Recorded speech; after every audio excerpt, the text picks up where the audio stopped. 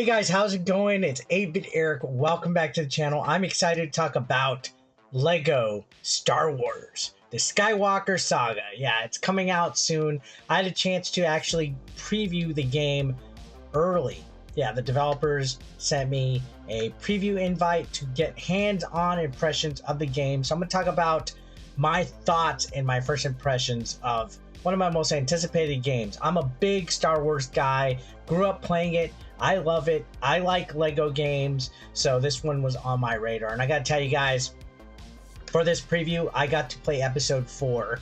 I was only limited to playing episode 4, but looking at it, taking a look at the cutscenes and the graphics, everything just looks so smooth. Like, seriously, super colorful. The atmosphere was just perfect. They got it nailed down to a T when it comes to making it feel like you're playing not just a Lego game, but a Star Wars game. There's so much heart, comedy, so much funny things going on, little details, Easter eggs left and right in this game.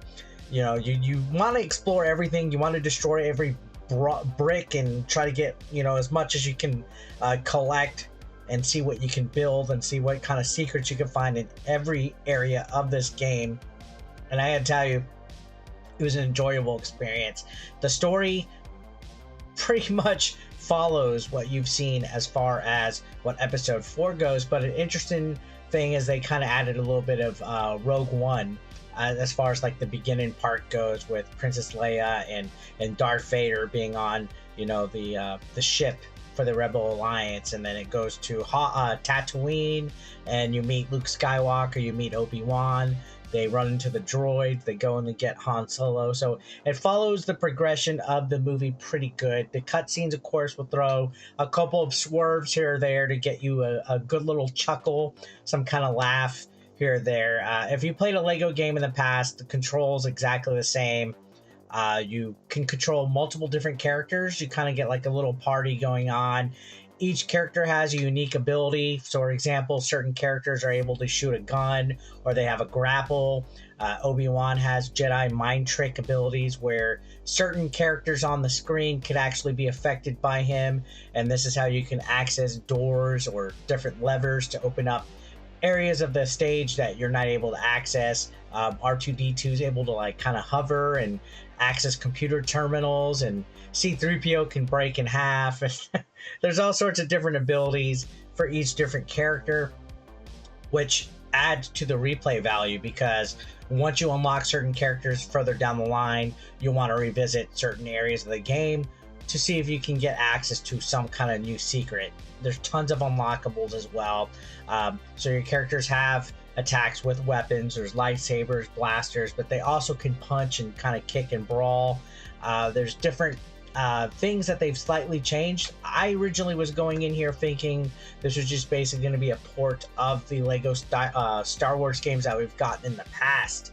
No, it is not. This is a whole brand new, from the ground up experience with the Skywalker Saga on it. So if you're a Skywalker fan or a Star Wars fan, you're gonna have a little bit of everything here. You know, they of course go from the originals, the prequels, and the sequels. So there's a huge amount of content here, and story-wise, I think my whole experience with episode 4, playing A New Hope with this preview event, I want to say was a little over an hour of gameplay footage I had just for episode 4 alone. But I was zooming through it. I was just, you know, I wasn't going around and exploring too much. Yeah, I played around a little bit, but there was a lot that I know I missed for a fact. Some segments of the world do feel like there's an open world aspect to it. So, for example, I was in Tatooine at Mos Eisley, and there's characters that you can interact with to get like side quests and different side missions, and I didn't do too many of those. Since I was doing the preview, I was limited to a certain amount of time. I wanted to see as much of the main story as I could. There's also stuff that you can interact with, like different vehicles. You can unlock different types of creatures to like sit on top of, like a bantha.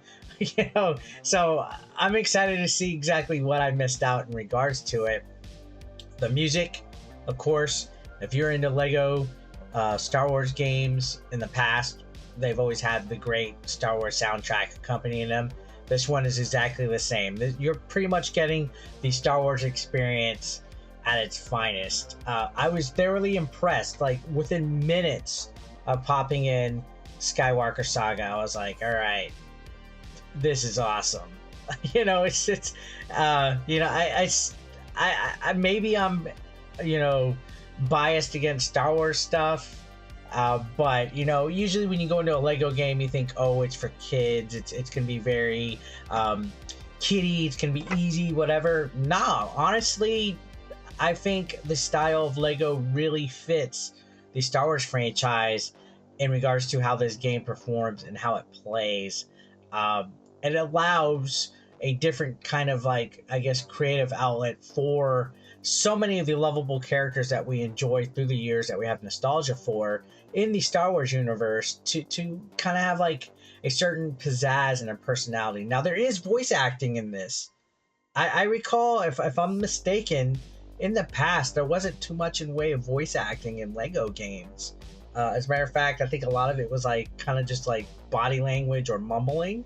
No, there was some voice acting in Skywalker Saga, and it was pretty good. Yeah, they didn't get, you know, the main actors or whatever, but I gotta give props to, you know, the voice actors that they picked. They sounded like they were doing very good impressions of, you know, Han Solo, of Obi-Wan, of Luke, of Darth Vader even, you know, James Earl Jones. But there was some really good effort as far as the voice acting for the cutscenes and stuff. And the gameplay, of course, solid as ever. Looking at some of the environments, some of the familiar settings, it just all felt like a perfect package for me. And it looks really nice. I guess, you know, it looks really smooth.